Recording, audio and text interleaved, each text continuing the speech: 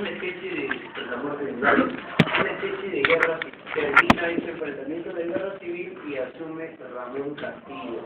Bueno, en realidad Vivanco, ¿no? Pero Vivanco convoca elecciones y gana Castillo. Y en estas elecciones en las que gana Castilla es cuando por fin se puede ver el tema prosperidad Palacio, ¿no? Y es como más se le recuerda a ese tema, ¿no? La era de Guano, prosperidad Palacio. La palabra prosperidad implica crecimiento, auge, bonanza económica. Y la palabra palabra es aparente, que es en realidad engañosa, ¿cierto? Eso es lo que se puede apreciar. Y bueno, era aquel recurso que se había ido generando durante cientos de miles de años, ¿verdad? Esto se había propiciado especialmente en las islas costeras como Chincha y como la isla Lobos, ¿no? Principales lugares, principales yacimientos del recurso guanero, que era lo que estaba demandando el mercado europeo. En Europa había una gran demanda por comerciar fertilizantes, especialmente naturales. Había fertilizante químico, pero entre fertilizante químico y natural la gente prefería fertilizante natural. Es algo así como, por ejemplo, cuando alguien se siente mal. Cuando tú estás un poco mal, un poco delicado, en casa, ¿qué prefieres? ¿Prefieres ir al médico y que le arranque, que aplique inyecciones? ¿O prefieres alguna hierbita, algún ungüento, alguna comidita que te ayude a curar? El que menos va a preferir un tratamiento naturista, ¿verdad? Lo mismo que ahorita nosotros estamos relacionando. En su momento, Europa, en el contexto de la primera revolución industrial, que estaba emparentado con una revolución agrícola, también lo percibieron así. Por eso es que tenía gran demanda el guano como fertilizante natural. Y el fertilizante químico era dejado de lado. Cuando aparece el guano, empieza a comercializarse de estas modalidades. El arrendamiento a un precio bastante bajo. Se arrendaban grandes secciones de terreno porque era considerada zona eriaza, zona abandonada. El otro punto es venta directa. Venta directa, el Estado participa en el comercio del guano, pero este guano será contratado por intermediarios. Los intermediarios son vendedores. El vendedor colocaba nuestro producto en Europa. Y cuando colocaba en Europa, ya, tal comprador te va a pagar tanto. Mi comisión, ¿cuánto es? Toma, pagaba la comisión. Pero ahora estaba la chamba del Estado peruano. ¿Cuál era la chamba?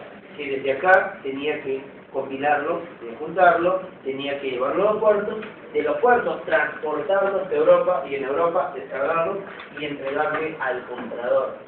Haciendo todo ese procedimiento sin un montón de dinero.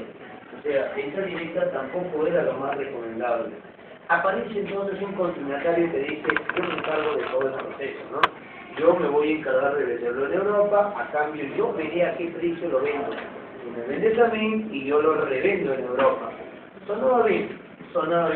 Así que los consignatarios en un primer momento son extranjeros, pero salen a reclamar. ¿Por qué se le vende a ciertos extranjeros? Nosotros tenemos más derechos que los extranjeros. Y son los consignatarios nacionales los que empiezan a protestar. Y los consignatarios nacionales llegan ahora formando una empresa para tratar de competir con la inversión extranjera que siempre ha sido fuerte. Así que ellos compiten y es allí donde forman una empresa llamada Los Hijos del País. Está ahí, por ejemplo, la familia Pardo, que luego estudiaremos como Manuel Pardo y Lavalle. Ellos van a hacer fortunas gracias a la venta de guano. Estos consignatarios están otorgando dinero al Perú, sí, pero tampoco es la mejor modalidad. Ellos son quienes más dinero están vendiendo con sus reventas. Por eso es que el Estado entiende mejor, vendemos a alguien, a una sola empresa y eso que se encargue de todo. Porque acá había varios grupos que vendían. Mejor uno solo que se dedique a todo el comercio y se lo entregan a una casa judía francesa, que es en este caso la Casa Dreyfus. La Casa Dreyfus ya estaba, según parece, todo preparado. Desde que el presidente Balta asume la función presidencial, convoca a su consejo de ministros. Y un jovencito ministro, por nadie apostaba hoy, este chiquillo que hace día, este chiquillo el ministro, no te pases, pues, lo comenzaron a cuestionar. el ministro que asumía, que era Nicolás de Piérola. Piérola entonces llegaba muy jovencito desde Arequipa a dar su trabajo como ministro de Hacienda, como ministro de Economía en la actualidad. Él entonces, según parece, ya se había paseado por Europa, especialmente en Francia, y será desde ahí donde él trae ya la propuesta del contrato de ellos, que solamente el Congreso se encarga de legitimar. Muy criticado, muy cuestionado, la prensa de aquel tiempo masacró esta decisión.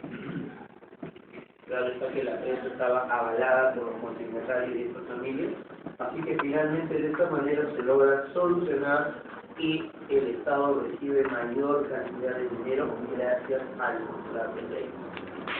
Ya habíamos mencionado la y con eso también haya propiciado la guerra contra España en el ámbito externo, porque en el ámbito interno hay algo que señalar acá. Esta gran cantidad de guanos que queda en Perú, bastante dinero, debió propiciar el crecimiento peruano. Y recordamos, por ejemplo, gobiernos como el caso de Ramón Castilla. El primer gobierno de Ramón Castilla tiene bastante dinero, tanto es así que incluso compramos muchas cosas, ¿recuerdas? Primer barco a vapor, primeras fragatas, primeras embarcaciones, loa y otros más. Se compra el primer ferrocarril, el primer ferrocarril, Lima Callao, el segundo, el tercero. Es increíble, tanto que trabaja bastante y estamos a la par con naciones como Estados Unidos, porque a nivel sudamericano ninguna otra nación tenía embarcaciones de ese tipo, ninguna otra nación tenía ferrocarril a nivel sudamericano. Estábamos bastante bien. Tanto dinero que dicen, oye, ¿qué hacemos con todo este dinero? Y dicen, hay que hacer un presupuesto nacional, que no había. Desde 1820 y tantos que surgía la República, todo desordenado, hasta que recién con Castilla, 1840 y tantos, recién se organiza el presupuesto nacional. Ramón Castilla entonces es un caso singular gracias a la venta del guano. Ramón Castilla se da cuenta de que se necesita más mano de obra para trabajar. Ramón Castilla convoca la llegada de una inmigración de chinos, judíos, ¿verdad? Aprueba una famosa ley que todo el mundo la aplaudió en su momento, la ley de la consolidación de la deuda. Deuda que se arrastraba desde los inicios de la vida republicana en las guerras de la independencia. Ramón Castilla le empieza a ir pagando. Originalmente era deuda interna, pero luego empieza a pagarse a los demás acreedores extranjeros. Ramón Castilla estira su brazo con el señor que lo va a reemplazar, que será el gobierno de Rufino Echenique. Entonces ahora está en la presidencia. Y Rufino Echenique será aquella persona que está continuando con los pagos de la consolidación de la deuda, pero tiene problemas. Se desatan incidentes recontra graves que son calificados en los libros de historia como el escándalo del pago de la consolidación de la deuda, ¿no? De eso se me puede inculpar de todo menos el escándalo, ¿no? Eso es lo que pasó con el gobierno de Echenique. Si en algún momento tú has escuchado que Castilla permitió la inmigración extranjera al Perú, Echenique también. Con Echenique, ¿qué inmigración se da al Perú? Así es. Selva Central será el lugar, Posuto, Chanchamayo, ¿verdad? Los lugares donde va a llegar una inmigración extranjera, especialmente inglesa, alemana, ¿no? Son especialmente esas colonias las que se van a estar ahí, tiempo de Echenique. Echenique entonces es aquella persona que no puede soportar estos problemas y se da una guerra civil calificada como revolución liberal.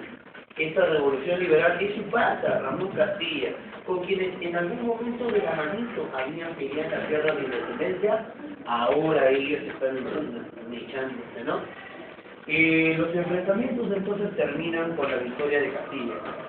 Ramón Castilla asume por segunda vez la presidencia, y es en esta presidencia donde Ramón Castilla, se recuerda, llega a aprobar dos constituciones. ¿Por qué? Porque Ramón Castilla llega a ganar la guerra Echenique con el apoyo liberal. Son los liberales quienes los apoyan. ¿Quiénes son los liberales? Pedrito Gálvez y su hermano José Gálvez de Úrquiza, ¿no? Ellos son, digamos, para ese tiempo los intelectuales liberales más recalcitrantes, ¿no? partidos que teníamos en el caso peruano. Ellos son los que apoyan la Castilla. Por eso es que Castilla en el año 1856 aprueba una primera constitución de ese tipo. Pero, ¿cómo es, no? Al poco tiempo, críticas protestas. Castilla se da cuenta que eso está mal y cambia la constitución. Y por ello se habla de una constitución moderada. Esta constitución moderada tiene un matiz intermedio, hace caso en algo a los liberales, pero también escucha a los conservadores. Esto ocurre a poco tiempo, en 1870. Al rato nomás cambia de pensamiento, pero ese cambio de pensamiento fue mucho más duradero. Esta constitución de 1870 dura hasta la próxima semana, 1920 con Leguía. En el gobierno de Leguía recién va a cambiar ello. Leguía, ¿recuerdas? Hace cambios a raíz de el golpe de Estado que era a Pardo, José Pardo en este caso, ¿no? El hijo de Manuel Pardo que acá estamos señalando. Entonces, esta constitución del 60 es calificado sesentona, porque duró 60 años. Aunque en realidad acá la tumbaron, ¿no? Momentáneamente en el año 67 se impidió a esta constitución. ¿Ah?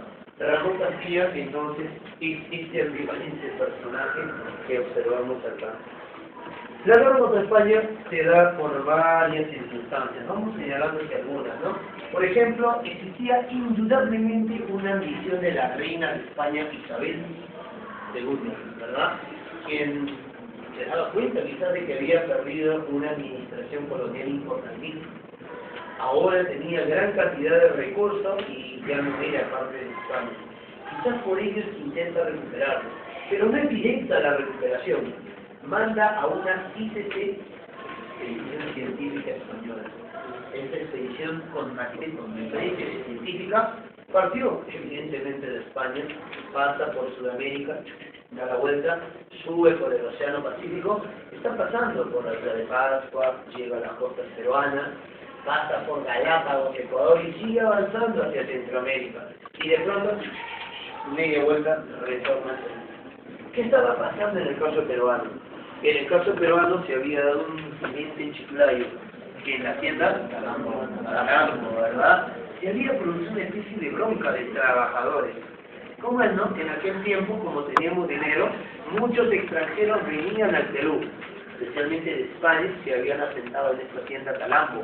Ciudadanos vascos todavía, que son los que le tienen bronca a los propios españoles, y quieren separarse, ¿no? ¿Recuerdas? Los guitarras, ETA, el grupo subversivo, son vascos, tienen un país vasco. O sea, ellos son los que estaban trabajando acá. Y en una guerra matan a un vasco. Como mataron a un ciudadano vasco, que ni siquiera se recuerda su nombre de este señor, a raíz de la muerte, los españoles empiezan a propagar cierta información en Europa. En Perú existe una xenofobia, un odio, un temor hacia los extranjeros, especialmente españoles en América. Así que a raíz de ello, esta expedición regresa para tratar de reivindicar, reducir la imagen de España, porque se sentía afectada, perjudicada por lo que pasaba en Perú. Llegan ellos acá, y cuando llegan, inmediatamente la expedición cambia el membrete de científica y se vuelve militar. Entonces, españoles toman posesión, invaden territorio peruano, ocupan la isla Chincha. ¿Por qué? ¿Por qué la isla Chincha? ¿Por qué no es Rondón? ¿Por qué no es lógico? Pues porque estaba definitivamente ambicionando, ¿no? Entonces, por eso es que cuando se revisan los libros de historia encuentras causas, ambición española por querer controlar el recurso guanero, la reina Isabel, bla, bla, bla, bla. Todos un montón de problemas, y este es el dato concreto que se puede interpretar. Ellos ocupan la Chincha porque ahí era uno de los principales lugares donde había el recurso guanero. El otro punto. También otro de los puntos es que a veces se habrá visto que el conductor está manejando, ¡pum!, se choca con otro. Como se chocó con otro, ¿cómo reaccionan? Oiga, señor, por favor, tenga cuidado, ¿cómo me va a chocar mi vehículo? ¿Reaccionan así? Oye, hijo de eso, de que yo... Bravo, ¿no? Los pasos. Y baja uno, El otro también, oh, pero no te pases, pero mira lo que has hecho. ¿Qué hago por ahí? Te doy 20 luquitos, solucionado. No, vamos a la comisaría. Vale, ya te doy 30, ¿eh? No, eso no más. Oye, solo un rozón, ¿no? Ya le traes. Te vas a la comisaría, los científicos, unos 30 y tantos soles, creo que 37 39 soles. Tienes que pagar una tasa en el Banco de la Nación. Tienes que ir luego a hacer peritaje, que está 70 y tantos, 90 y tantos soles. Ahora, y encima ese día se supone que chambea, ¿no? Y es un día de trabajo. Como 200 y pico soles. Y eso, sin contar cuánto costará la reparación. ¿Qué te conviene? Obvio, no solucionar a todo que nada más. Pero si uno se pone intransigente y el otro también intransigente, no se va a solucionar. Acá, España, rabioso, que el afectado decía España. Y Perú, Juanito, no te cuides, ¿por qué no vamos a mechar? Tranquilo, hermanito. El presidente. PC era nuestro presidente. Juan Antonio PC, presidente peruano, trató de evitar la guerra. El presidente de Perú trató, veíamos esto, trató de evitar la guerra. ¿Y cómo lo hizo? Trató de evitar la guerra a todo precio, incluso firmando un tratado recontraofensivo llamado Vivanco-Pareja. Con el tratado Vivanco-Pareja, los españoles sacaban bastante.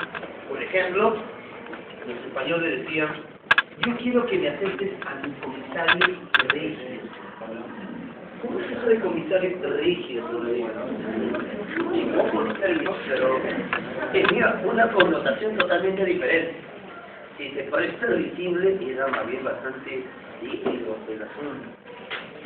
Comisario Regio es un título que se aplica cuando hay un país imperio que tiene problemas con colonias. Si tiene problemas con alguna colonia, manda un comisario regio para solucionar ese problema. Pero si son dos naciones independientes, como en este caso, ¿verdad? Un país debía de enviar a un diplomático, a un canciller, a un ministro de Relaciones Exteriores o algún representante acreditado, así de sencillo. Pero no estaba bien este membrete de comisario regio, que en la diplomacia y en la historia siempre se ha aplicado formal y legalmente cuando hay una colonia que acepta a un representante de su imperio. En el tratado de Vivanco-Pareja eso se aceptaba. También se aceptaba de que Perú le iba a pagar una indemnización a España. España pobrecita, se afectaba, hay que pagar una reparación. Total, como en plata, normal, ¿no? Otro de los puntos controversiales es que todos los militares españoles, como están acá, ellos no han venido por su cuenta, ellos han venido en un frente internacional. Así que había que pagarles sus sueldos y su alimentación a todos ellos. Total, Perú tiene plata, ¿no? La prensa empezó a denunciar esto, y se desató una guerra civil. Entonces, esta guerra civil fue liderada, ¿no? Que ya las protestas estaban, así que solamente faltaba que alguien diga, yo asumo. ¿Quién asumió? Mariano Ignacio Prado Ochoa. Mariano Ignacio Prado entonces dirige una revolución de destino. Él se revela en Haití. Tiene respaldo y obviamente si Juan Antonio PC no quiere la guerra, y por eso lo están votando, se supone que el otro sí debe de hacer la guerra.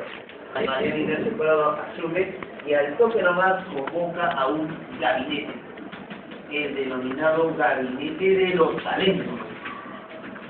También se lo recuerda en los libros de historia con el nombre de Gabinete de la Victoria. Este Gabinete de los Talentos o Gabinete de la Victoria está encabezado por el hermanito de Pedro Gálvez. Pedro Gálvez, decíamos, era el intelectual, ¿no es cierto? Jurista, muy connotado. Pero como uno era jurista, el hermano era más político. También era liberal, también era intelectual, pero algo menos que Pedrito. Pero este era más político, más negociador. Este es José Gálvez. José Gálvez es convocado y es nombrado presidente del Consejo de Ministros. Todos son ministros liberales y todos están dispuestos a la guerra. Así que en este desarrollo que se forma también la famosa cuádruple alianza. cuádruple alianza contra España. ¿Quiénes son los cuatro fantásticos acá? Recordarte bien fácil, tienes que acordarte de aquellos países que tienen salida soberana al Pacífico. Empecemos por el sur, Chile, Bolivia, Perú y correcto, Ecuador. Increíble, ¿no?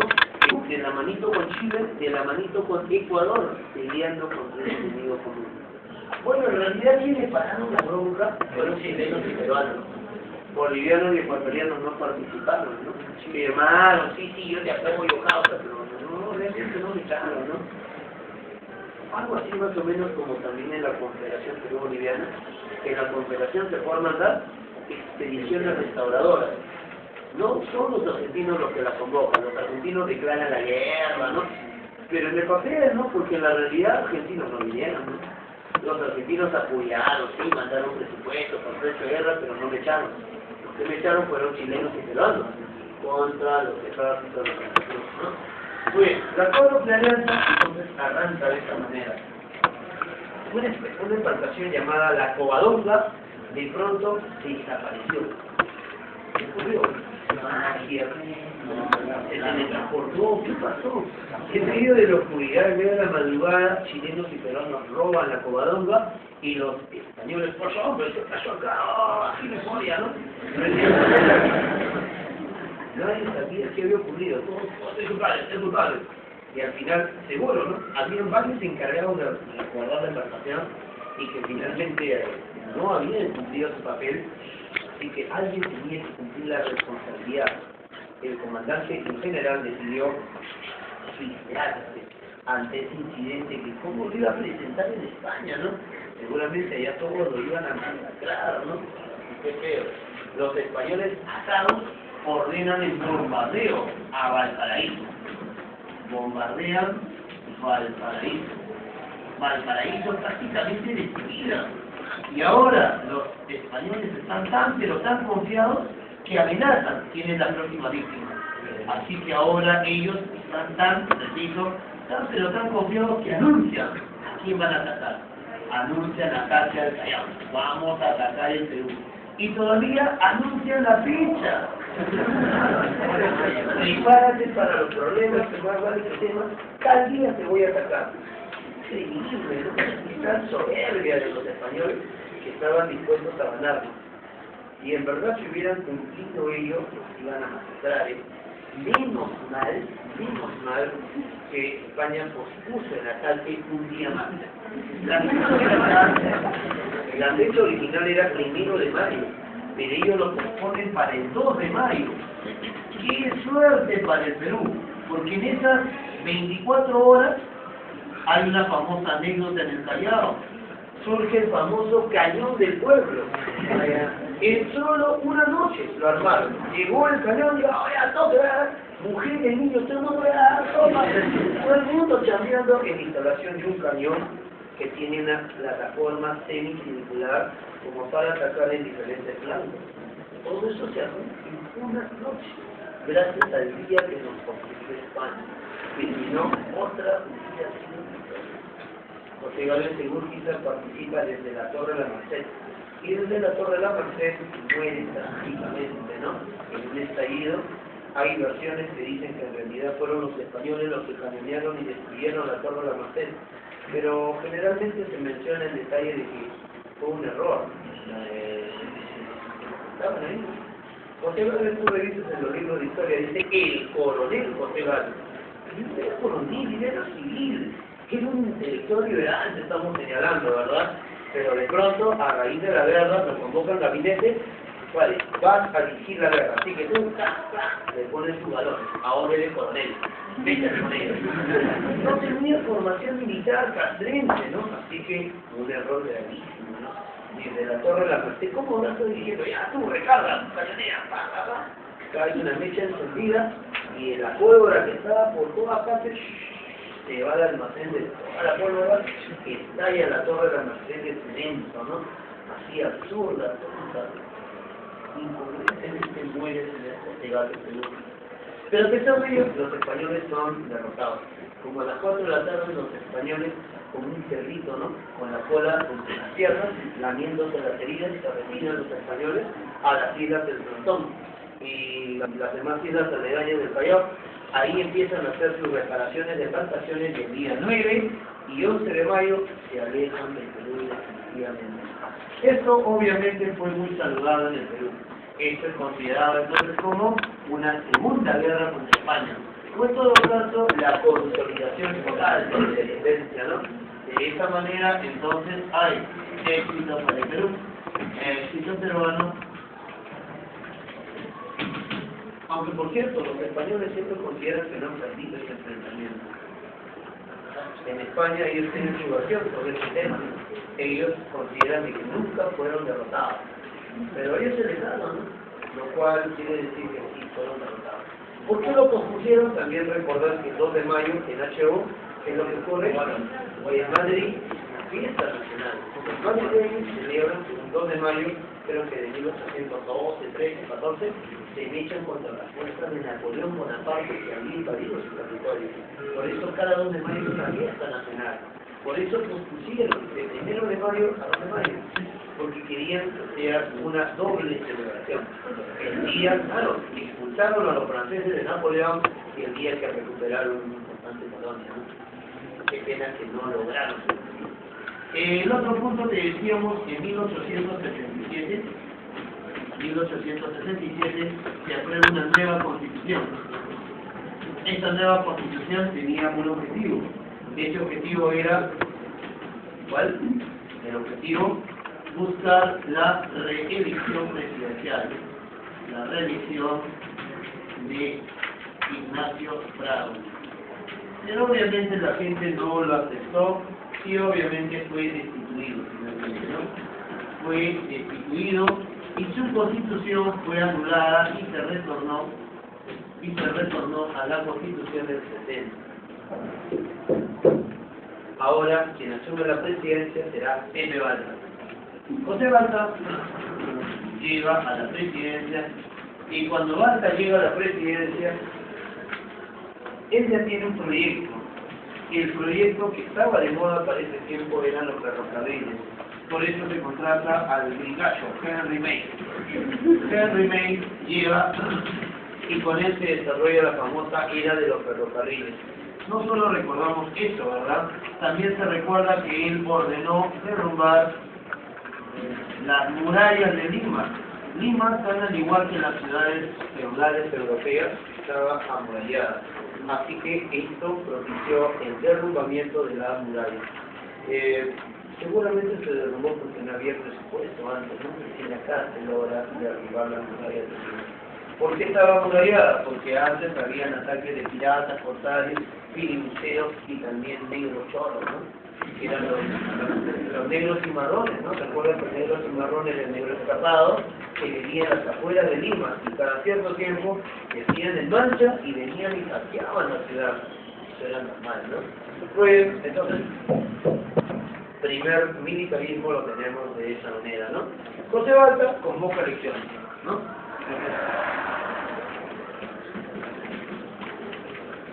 En estas elecciones presidenciales están participando algunos candidatos, como por ejemplo el señor Manuel Pardo Lavalle.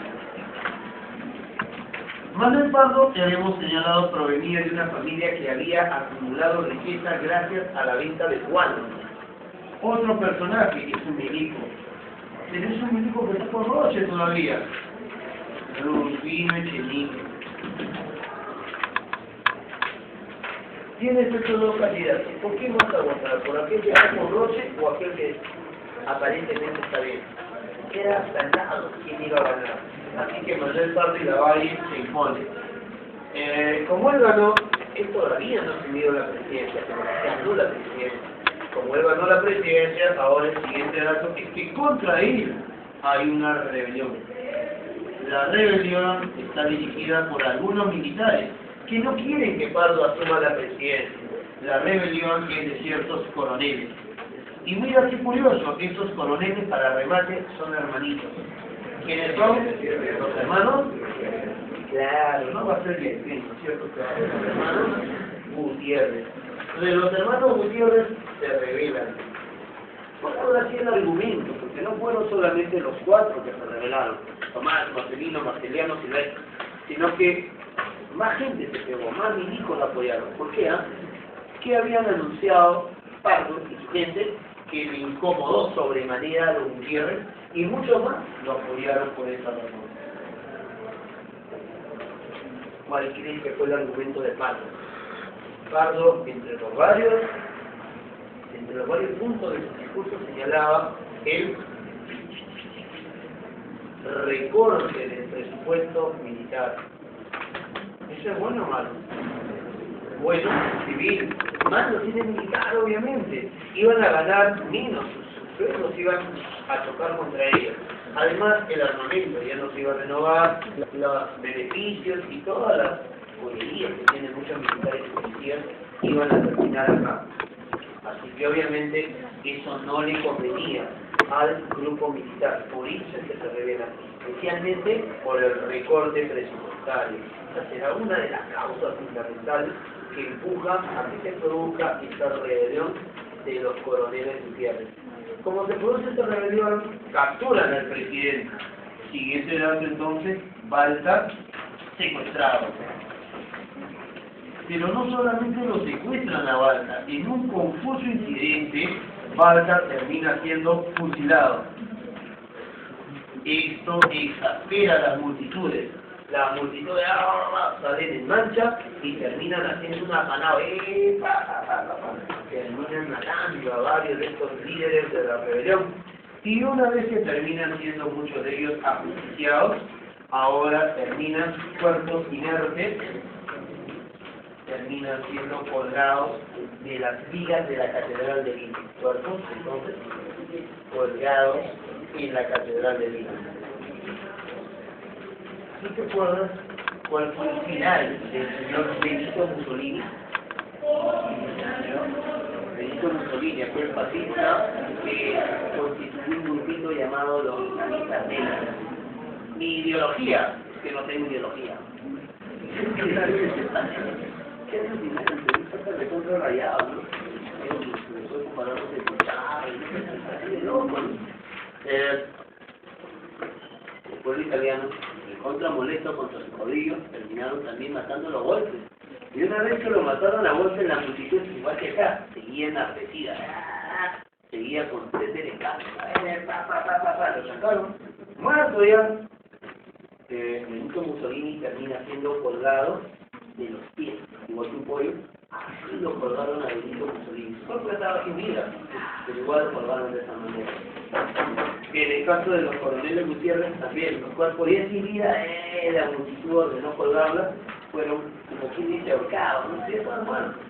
Así colgados de cuello, terminaron en las vigas de la Catedral de Lima.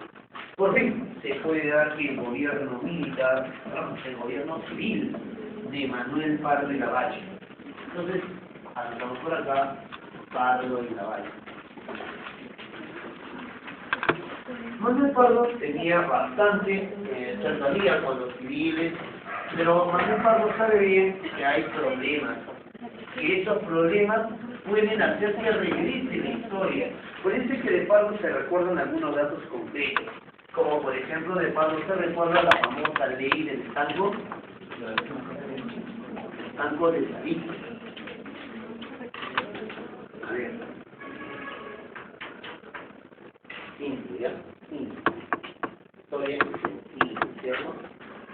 Supongamos que tú estás acostumbrado a comprar siempre en una bodeguita que está casi al frente de tu casa, un poquito más allá. Pero hay más bodeguitas, ¿no? En las otras cuadras hay más bodeguitas.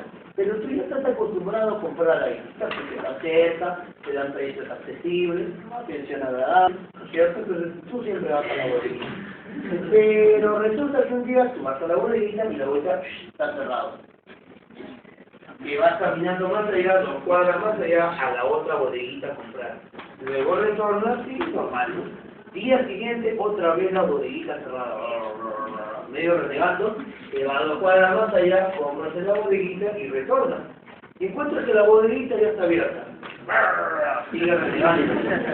Día siguiente, y le compra y otra vez la bodeguita cerrada. Renegando, compra, retorna la bodeguita abierta. El comprador es Inglaterra. Desde la bodeguita que cierra a Inglaterra y abre es Perú. Juan Manuel Paz de la Valle hizo el tanco de salitre, que cerraba la bodeguita. Y el vecino que te vende 2 cuadras más abajo es pasando Bolivia, la siguiente cuadra, Chile. Mira qué simple. Entonces, Inglaterra, que estaba acostumbrado a comprar salitre de Perú, recuerda que Inglaterra le revendía el salitre a otras naciones, ahora ya no puede comprarle porque se ha hecho el estanco de salitre. ¿Por qué lo hizo Pardo? Pardo provenía de una familia guanera y probablemente él quiso evitar que se dé la corrupción y los problemas que se habían propiciado con el guano, y él quiso de arranque controlar este recurso llamado salitre. Por eso el salitre fue una especie de patrimonio nacional que solo el Estado lo iba a vender al mejor precio que considerase el Estado. Eso no le conviene a Inglaterra, que estaba acostumbrado a pelear, a pagar vicios por el salitre. No le conviene. Así que prefirió comprar a la otra bodeguita, que era Chile, que ni siquiera tenía salitre, que le compraba salitre, que se apropiaba del salitre boliviano y del salitre peruano. Eso era Chile. Eso era Chile, no una especie de cachinero, ropavejero, reciclador. Los chilenos que van a ocupar los territorios de Antofagasta, luego Tarapacá, son los chilenos más empobrecidos. Esos chilenos que no tenían oportunidad laboral en su país, no tenían estudios, no tenían ningún trabajo, se dedicaban a recoger tierrita que abundaba, que era el salitre. Así como cuando tú vas a la playa y pateas la arena que abunda, así es el salitre, abundante, en las costas de Antofagasta y Tarapacá. Y ellos llegaron a su costadito, que era Antofagasta. Luego empezaron a crecer económicamente sus bolsillos y formaron una empresa, Carson. Y esa empresa se negó a pagar tributos, a pesar que el gobierno le estaba exigiendo. Así que, ¿qué es lo que pasa cuando alguna empresa no quiere pagarle tributos a su marca? No quiere pagar su deuda con el banco. ¿Qué hace el banco? ¿Qué hace el banco?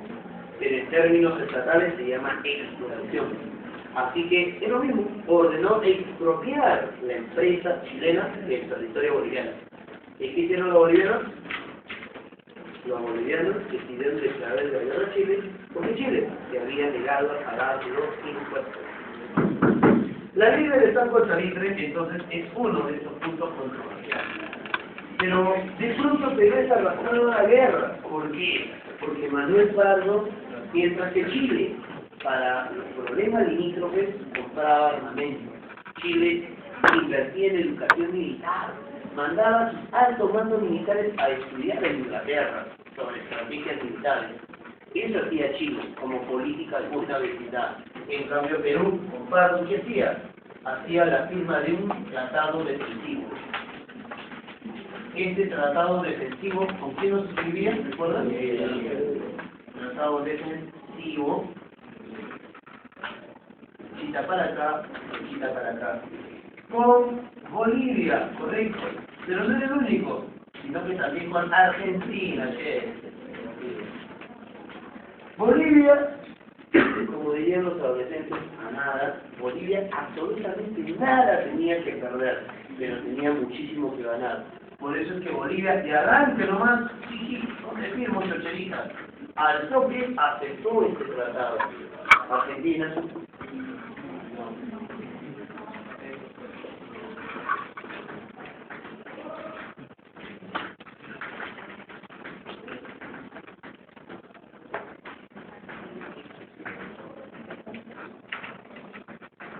antes del 5 de abril de 1992, el Congreso peruano era bicameral, igual que Argentina y otros países, ¿no? Inglaterra tiene 3 cámaras, ¿no? Pero casi no es Inglaterra, una evolución tremenda en legislación y política, ¿no? En este caso, los diputados, que eran los más menuditos, los más jovencitos y emocionados, aceptaron. Aceptamos este acuerdo defensivo. Vamos a hacer un acuerdo de 3 países. Los diputados muy emocionados están. Pero el Senado, que son los viejitos más leídos, no se negaron. pero tampoco lo aceptan, porque negarse era cerrarle las puertas a Bolivia. Y recuerda que Argentina con Bolivia tenía problemas distintos. O sea, era prácticamente querer meterse con Bolivia. Y Bolivia iba a arrastrar al Perú, Argentina. No le convenía eso decir a Argentina, me niego a firmar su tratado. Pero tampoco le convenía decir, acepto tu tratado, porque eso era prácticamente declararle la guerra a Chile, con la cual tenía problemas en la Patagonia. ¿Cuál fue la estrategia que ellos hicieron? Postergaron, pospusieron el acuerdo. Es más, hasta Brasil estaba ahí de por medio, ¿no? Entonces todos estos problemas hicieron que Argentina no suscriba este acuerdo con el país vecino de Bolivia y también con Perú. No aceptó el acuerdo defensivo, ese es otro de los puntos.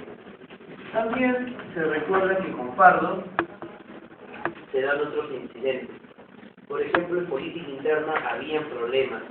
Cuando se da la reunión de los coroneles Gutiérrez, capturan al presidente, pero también lo querían capturar al candidato que acababa de ganar. ¿Dónde está Pardo? ¿Dónde está Pardo? Lo buscan los milicos. ¿Y qué hace Pardo? Se refugia en la marina. Como los coroneles Gutiérrez eran el ejército, se va y se refugia en la marina. Hay algunas embarcaciones que lo acogen a Pardo para salvaguardarlo. Pardo se salva de esa manera. Así se salvó Pardo. Ahora, para evitar esos problemas que hace Pardo, Pardo busca alianzas político-militares. Entonces Pardo establece alianzas político-militares justamente con esas dos fuerzas, con la Marina y con la terrestre. Con la Marina está el señor Miguel Grau. Miguel Grau participa en el Congreso, sabemos que él fue diputado, ¿cierto? Era parte del poder legislativo. Y el Ejecutivo, con Mariano Ignacio Prado. Mariano Prado sería parte del Ejecutivo. El aliado del civilismo, ahora como civilista, él también Grau civilista, él no ganó como militar, sino como civilista, se vuelve presidente. Y justamente con el gobierno de Mariano Ignacio Prado que se da la tan controversial guerra contra Chile. Sobre la guerra contra Chile ha venido poco en práctica, ¿no? Bueno, bastantes preguntas. Poco o bastante. A ver, lo contestamos con la separatismo, ¿no? Y comentamos más de pizarra con la separatismo. A ver, analicemos los separatismos que nos dan el tiempo. A ver, República siglo XIX. Primera pregunta. La soberanía del territorio peruano se manifestó mediante la virtud hipotética y el otro era la libre determinación. Vaya, ¿no? Dos, los liberales que planteaban. El legislativo debe subordinar al ejecutivo, ¿verdad? Eso ocurrió con José de la Mar. ¿Recuerda que José de la Mar es considerado el ejecutivo? Bien. Entonces, 2 a 3. Después de la guerra de independencia se mantenía el cobro del tributo indígena anulado por los motivos. Debido a letra A. Principal fuente de ingreso para el Estado era el tributo indígena y el pago de aduanas, el al costado y el pago de aduanas. Eran los dos más importantes tributos, ¿no? El tributo indígena y el pago de aduanas. 3. Después de la guerra de independencia se mantiene 4. La ley de consolidación de la deuda interna promulgada por la FIA, letra I, cancelar las deudas contraídas en la guerra de independencia. 5. La destrucción del aparato productivo peruano y la pérdida de mano de obra en la nueva república se debió fundamentalmente a que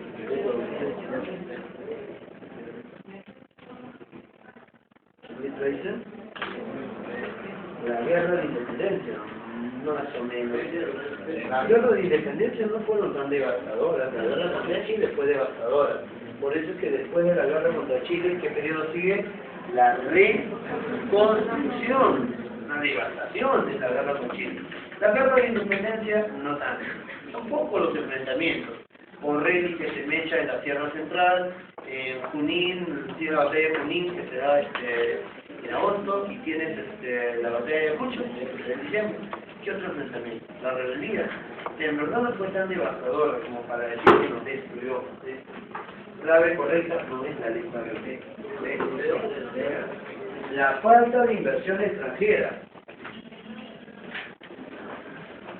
Termina la Primera Guerra Mundial y cuando termina, bueno, ya desde el 17, un poco antes de que termine la Primera Guerra Mundial, se firma el Tratado de Lisboa entre Alemania y Rusia, ¿verdad? Los rusos habían sido masacrados, hacen una revolución en su tierra y toman la directiva y se firma este tratado. La prioridad es el problema interno económico de Rusia y dejan de lado la guerra. Entonces, como ya no están en guerra, ahora están en su país. Bolcheviques, mencheviques se mechan y luego son los bolcheviques los que convierten a la antigua Rusia en la URSS. La URSS, para volverse nación poderosa en la Segunda Guerra Mundial, ser potencia competitiva con Estados Unidos, dividir el mundo en dos bloques, la URSS recibió inversión extranjera. Las países alternativas, Perú no era potencia, Perú estaba mal económicamente a falta de inversión extranjera. No necesariamente cierto. La inversión extranjera oxigena una economía, sí, pero no es indispensable. China ha crecido con inversión extranjera, recién ahora está perfiando su mercado, ¿no? Pero no era antes así, la URSS tampoco. No es la letra B. Enano, destrucción de las relaciones feudales de producción. Profe, ¿pero feudal no es de Europa? Sí. Profe, feudal no es de 1400, claro.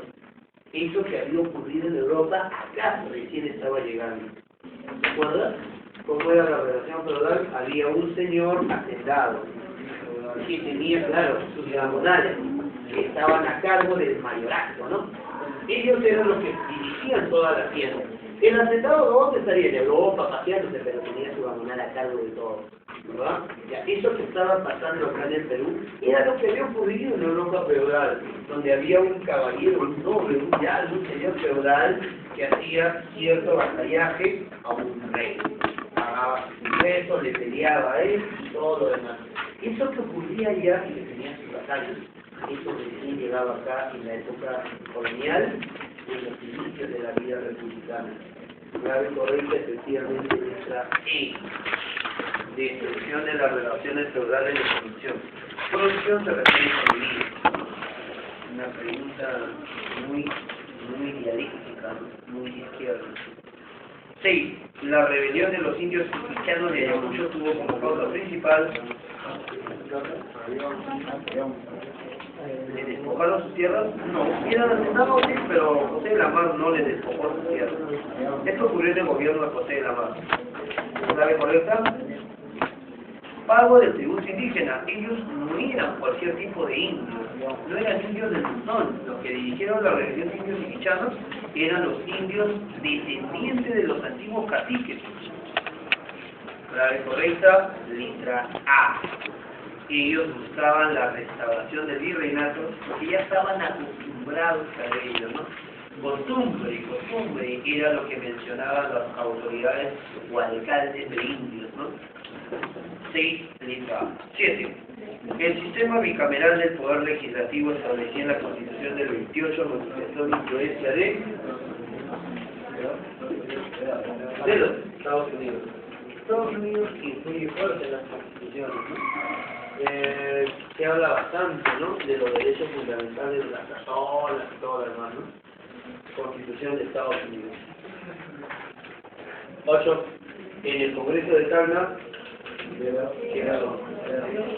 letra D. Santa Cruz asume de manera autoritaria la representación del gobierno. No hay nada más que añadir ahí, ¿no? Todo está clarísimo, más claro que las aguas transparentes y cristalinas del río Lima. Indica lo incorrecto. Incorrecto. ¿Cuál es falsa? Y las demás sí corresponden. A ver, la letra B, ¿qué dice? Dice lo siguiente. Vivanco asumió la presidencia después de la batalla de Portal de La Palma en Castilla. O sea, a Castilla se gana, pero Castilla gana la batalla y le entrega a Vivanco el gobierno. Sí, es cierto, ¿no? Esta clave sí es correcta. Orregoso derrotado por la segunda expedición, pero Orregoso era Pasa más bien, ¿no es cierto? Entonces, quien en realidad es derrotado es Santa Cruz. Santa Cruz es derrotado en la batalla de Yungay. Clave incorrecta sería la letra L. En Yungay fue derrotado Santa Cruz por la segunda expedición de Salvador. Entonces, 9 y menos.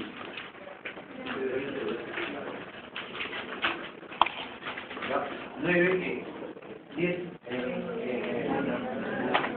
Salaberry fue derrotado en Sotomayor, jubilado. Clarísimo todo, ¿no? La línea para, famosa frase de Salaberry, presidente más joven de Barcelona. 11. La cooperación peruano-boliviana de la económica cumplió la finalidad de impulsar el libre comercio, ¿no? Es muy cierto. 12. La manumisión de esclavos en el segundo gobierno de Castilla permitió que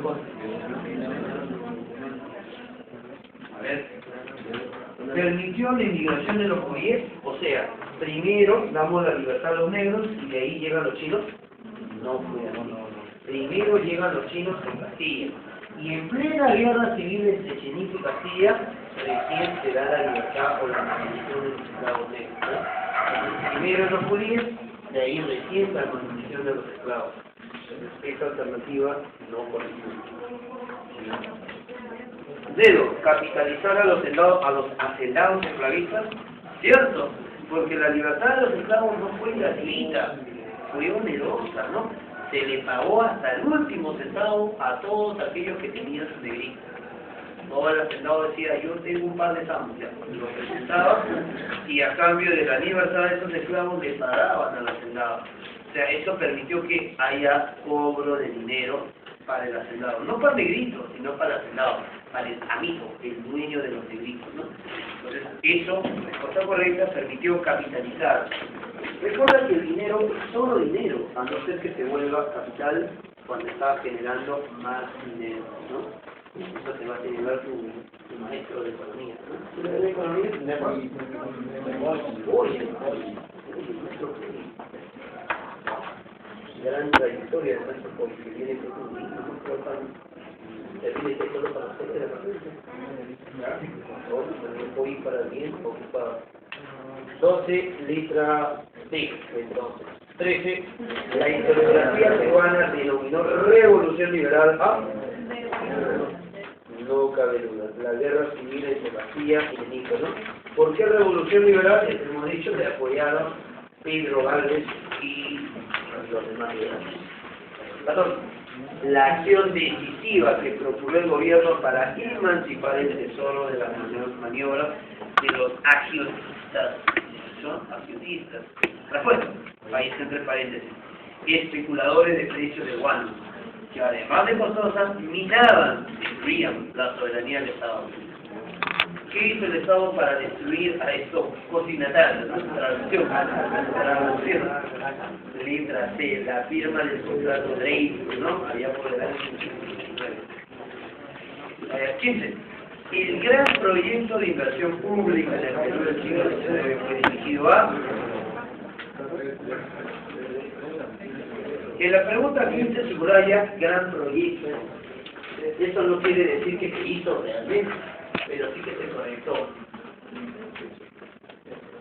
¿Clave correcta? La letra B, se proyectó ferrocarriles. Pero los ferrocarriles, miren, la India, es tremendo, ¿no? En China, ¿no? Los ferrocarriles, el tren bala. El más rápido del mundo, ¿no? En China. Solo que quienes lo discuten, no, ese no está en compadre. ¿Por qué? Porque no trabaja con electricidad, sino que el electromagnetismo, esa línea de otro costado. Hasta hace poco el Perú tenía un récord mundial. Teníamos el ferrocarril más alto del mundo, el paso de Tijuana a Tigre. El ferrocarril más alto. Ya lo hemos perdido. China-India, en los montes tibetanos, se ha hecho el ferrocarril más alto, ¿no? Sobre 6.000 metros de altura, ¿no? Que el metro tiene 4.200, ¿no? Más, 4.200 en tremenda distancia, ¿no? Fue ferrocarril. Los ferrocarriles que se construyeron con ley y antes solamente servían para unir algunos puntos. En realidad no sirvieron para lograr el desarrollo. Unían la mina, unían la hacienda con los centros de materia prima, con los puertos, pero no unían ciudades. Si realmente queríamos crecimiento, debían unir ciudades, todo el país. No fue así. Por eso se señala gran proyecto. Manuel Pardo era catalogado como el profeta de los ferrocarriles. Él hablaba del crecimiento del país gracias a los ferrocarriles. No llegó a ejecutar. Muy bien, entonces, la correcta, ferrocarriles, 15 lentamente. 16. Fundó la Sociedad Amigo de los Indios. Según sus parientes, era descendiente de Tupac Amaru. Se le vincula con una rebelión antigabonal en la Sierra Sur de Huancayo, asesinado en 68. Tupac Amaru III. Tupac Amaru III, enano, Juan Bustamante. Gutiérrez Flora Rumimaki se rebeló en Puno, ¿cierto? Esposo. Rumimaki, mano de tierra, él es otro. Juan Bustamante, Tupac Amaru III, ¿no? Curioso. 17. Para velar por la paz y la seguridad continental, Ramón Castilla, ¿qué hizo en su tiempo?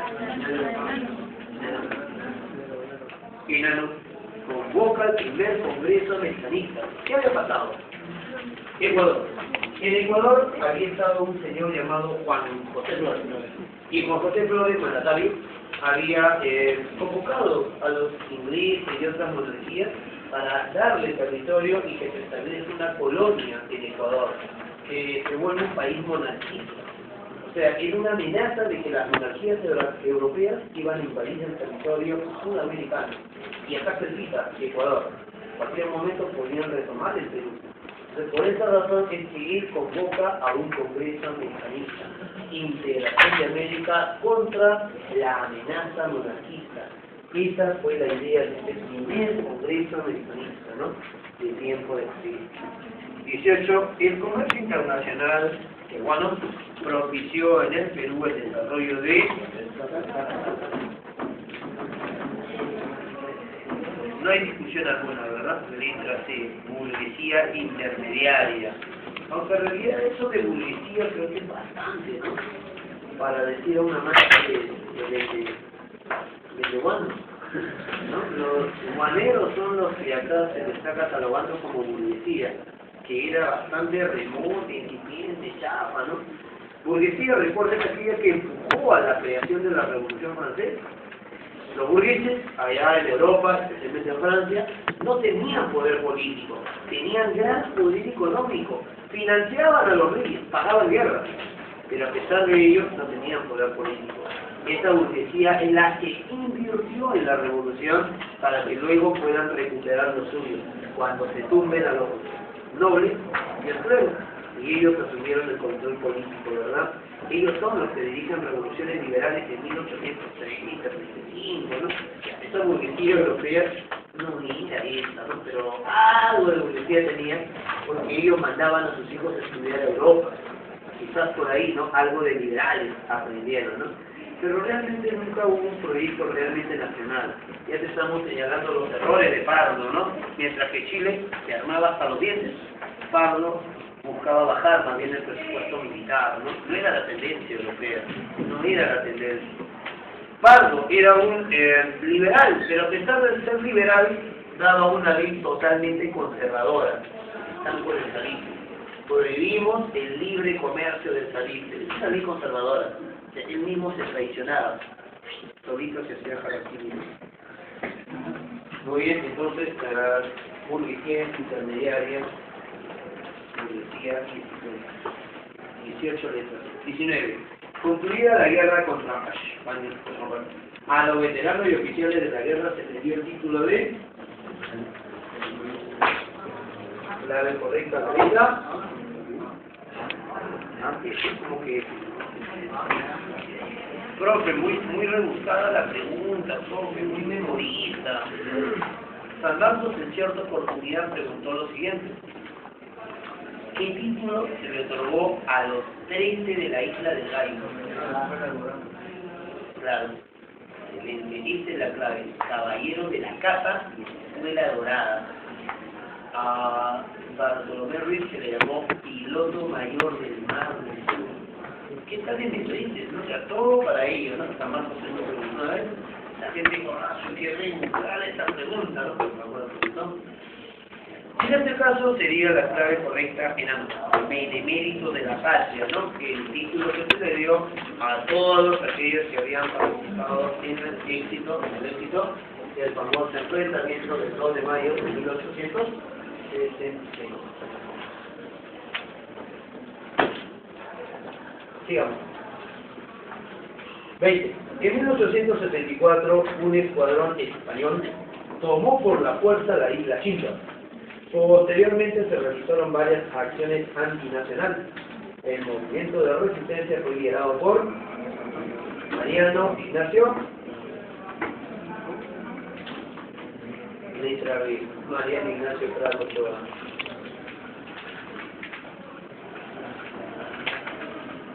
¿Listo? Hicieron la sublevación de los coroneles Gutiérrez. Se produce ¿cierto?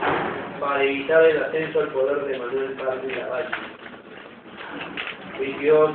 La rebelión de los Gutiérrez contra el presidente Balsa fue combatida radicalmente por... ¿Radicalmente? No fue radical. Lo resguardaron nada más, pero no a Balsa, sino a Pardo. Balsa fue fusilado. Grave correcta la letra B. La multitud movida por intereses que, para suerte, coincidieron con Manuel Pardo.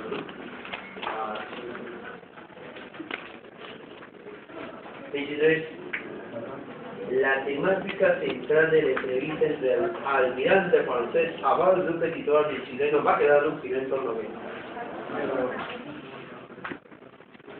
24, ahorita damos la respuesta. 24.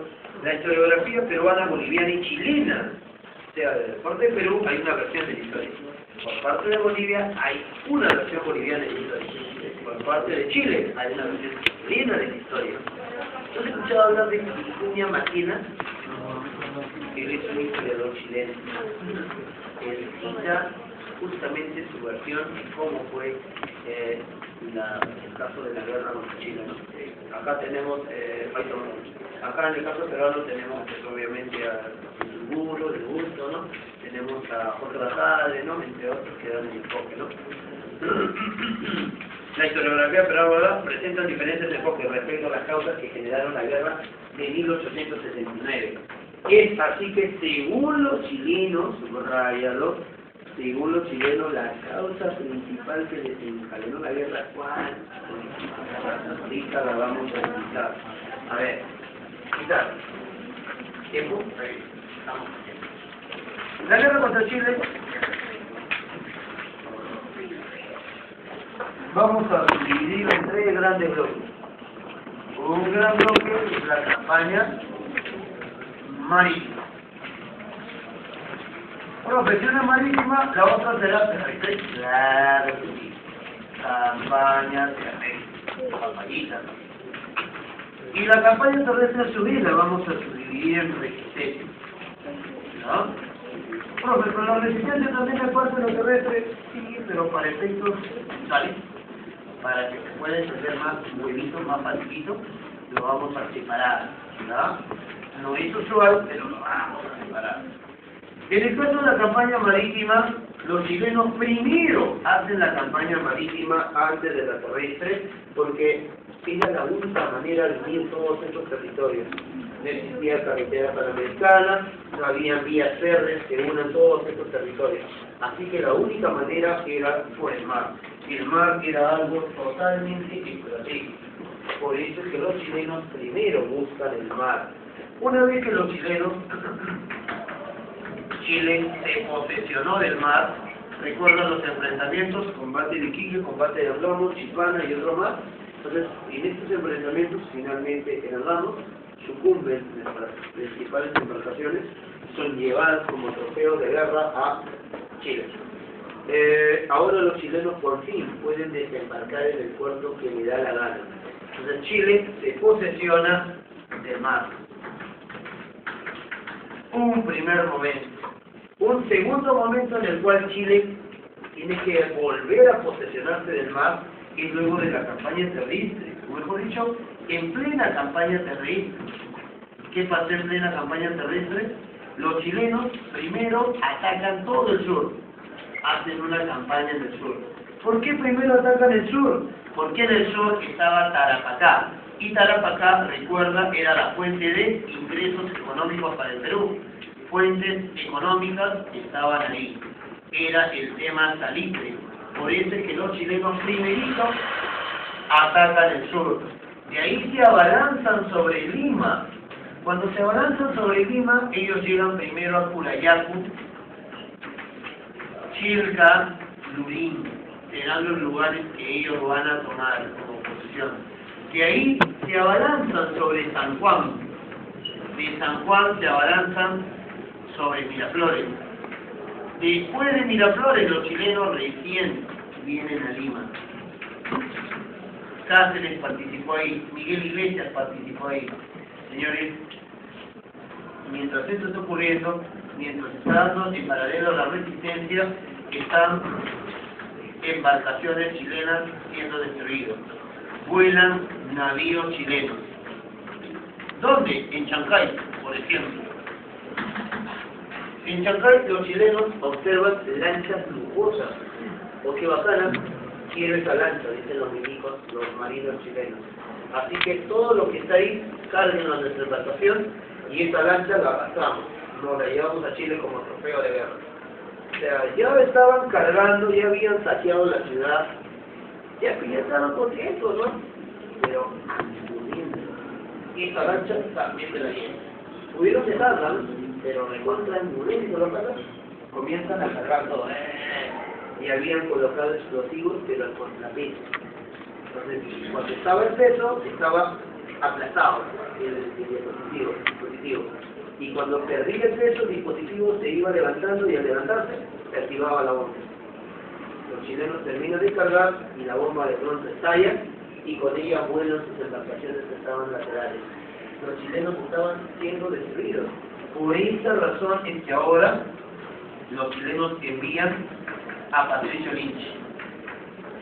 Patricio Lynch ahora llega acá, ¿no? Acá llega Patricio Lynch. ¿Cuál es la idea de que llegue Patricio Lynch? Patricio Lynch llega por uno, para contrarrestar esto, ¿no? Para atacar, saquear especialmente la costa norte. Especialmente la costa norte y la costa central. Pero ¿por qué está atacándolo? ¿Por qué está destruyendo? Si Perú ya está invadido, Perú ya prácticamente está derrotado. Para ablandar al Perú y de esa manera facilitar que Perú acepte la paz. Facilitar una paz incondicional. Subrayamos incondicional. ¿Qué quiere decir incondicional? Que Perú no pudiera negociar. Que Perú está destruyendo embarcaciones chilenas, Perú está recuperándose, ganando en la Sierra Central, Perú obviamente tiene mejor condición de negociar, pero eso no querían. Justamente para evitar eso es que se manda la expedición Lynch en la campaña marítima. Acá tenemos que anotar la resistencia del centro y la resistencia del norte. La resistencia del centro dirigida por el Grupo de los Andes. Andrés, Adelino, Cáceres. El Taita. ¿Por qué le llamaban el Taita?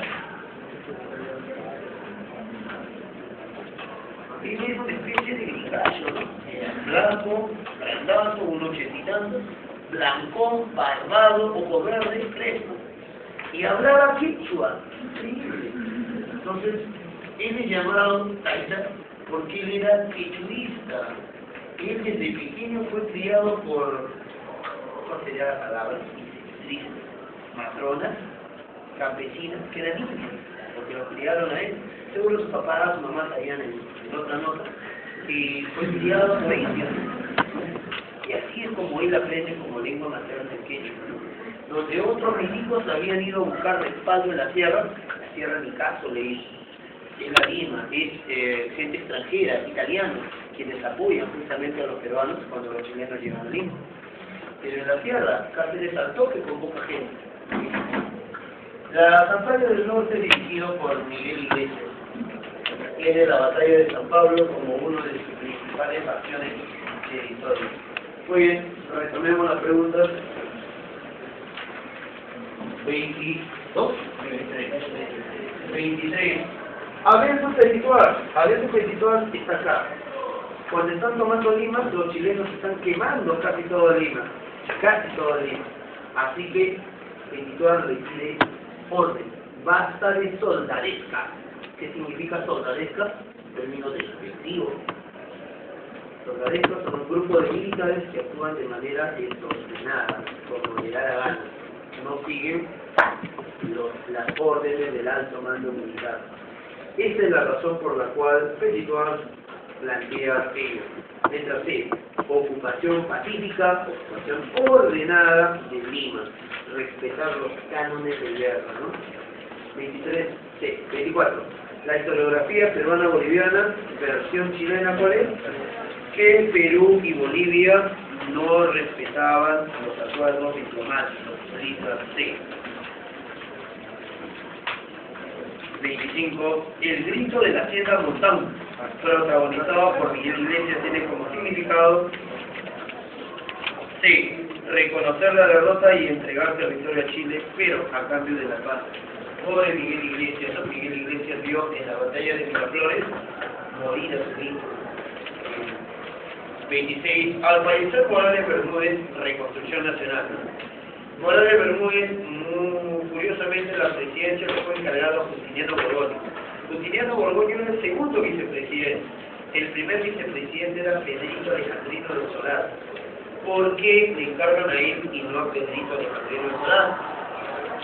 Porque Federico Alejandrino era civilista y la mayoría era constitucionalista, gente de Cáceres. Clave correcta, C. Intereses políticos del oficialismo. Morales Bermúdez era constitucionalista. Cáceres, constitucionalista. 2. El Partido Constitucional. 27. Partido político de mayor participación en la reconstrucción creado por Cáceres. El Partido Constitucional. El Partido Constitucional. 28. Cáceres llegó al poder por segunda vez de forma irregular, ilegal en realidad, inconstitucional, provocando el rechazo de todos los sectores políticos, por lo que se vuelve contra él. Hay una fusión. ¿Quiénes se fusionan? El Partido Demócrata, correcto. ¿Cuál es el otro? Dedo, Partido Demócrata Civil y el Partido Unión Cívica de González Prado. Susan Marco me parece que preguntó el año pasado nomás, ¿no? O ahora en marzo, creo que preguntó eso, la segunda camisita. Esta es la 18. 29. Argumento empleado por Chile para dilatar el plebiscito. Ausencia de documentos diplomáticos en el cual se sienten las bases para el plebiscito. 30. Argentina no firmó el tratado defensivo con temor a Enano, alianza de Chile con partido. Fascismo de